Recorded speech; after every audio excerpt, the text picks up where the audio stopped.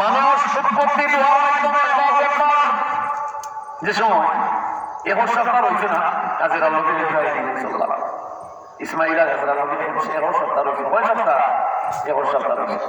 তুলা কাজুন, তুলা পানি আর তুলা কুরমা ও গুণ দিয়া গুড়া চুটিয়া জবান ধরছে।